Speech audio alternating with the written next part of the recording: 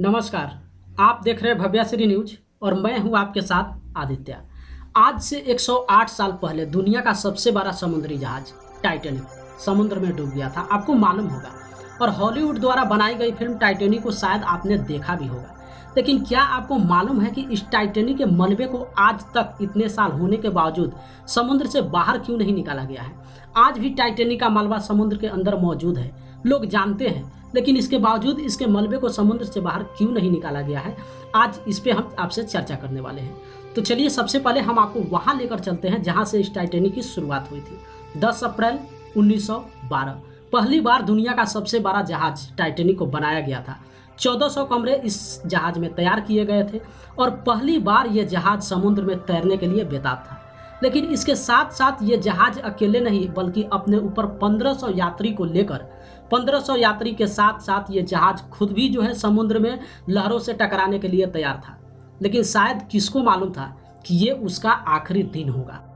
सूचना के आधार पर हम आपको बता दें कि टाइटैनिक को बनाने में कोई कसर नहीं छोड़ा गया। मजबूती, सुरक्षा और खूबसूरती का पूरा ख्याल रखा गया था। पर किसको मालूम था कि प्रकृति की मार यूं पड़ जाएगा। 10 अप्रैल 1912 से 14 अप्रैल 1912 तक यह जहाज 1500 यात्रियों को लेकर सफर करता रहा। लोगों के बीच खुशी का ठिकाना न था। तभी अचानक 14 अप्रैल की रात यह जहाज उत्तर अटलांटिक महासागर में एक हिमखंड से टकराकर 2 टुकड़ों में बिखर गया और जहाज में पानी का सैलाब भरता चला गया।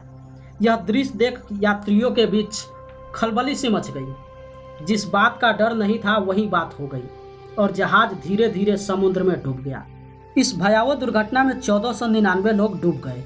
बचने वालों में सिर्फ एक ही महिला बची थी जिन्होंने इस दर्दनाक दृश्य को देखा था और वही इस घटना की साक्ष्य बनी जिसके आधार पर टाइटैनिक फिल्म का निर्माण किया गया। फिलहाल हम बात कर रहे थे कि इस मलबे के विषय में कि अभी तक समुद्र से इस मलबे को क्यों नहीं बाहर निकाला गया। लगभग 70 सालों तक यह मलबा अनछुआ ही रहा।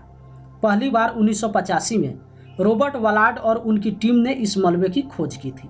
यह मलबा 3.8 किलोमीटर समुद्र की गहराई में समा गया था, जहां का तापमान 1 डिग्री सेल्सियस तक होता है, जहां इंसान का पहुंच पाना नामुमकिन है। अगर किसी तरह इंसान वहां तक पहुंच भी जाता है तो इतने विशाल मलबे को बाहर लाना असंभव सा है। और यही कारण है कि टाइटैनिक को डूबे हुए इतना साल होने के बावजूद भी इसके मलबे को आज तक समुद्र से बाहर नहीं निकाला गया है। मीडिया रिपोर्ट्स के अनुसार हम आपको बता दें कि ऐसा अनुमान लगाया गया है मलबे का लगभग 180 केजी हिस्सा प्रतिदिन समुद्री बैक्टीरिया नष्ट कर रहा है और लगभग ऐसा अनुमान लगाया गया है कि 25 से 30 सालों के अंदर इस मलबे का पूरा हिस्सा बैक्टीरिया नष्ट कर जाएगा और 30 सालों के अंदर जो है इस टाइटैनिक के बचे हुए मलबे जो है पूरी तरीके से समुद्री पानी में विलीन हो जाएगा।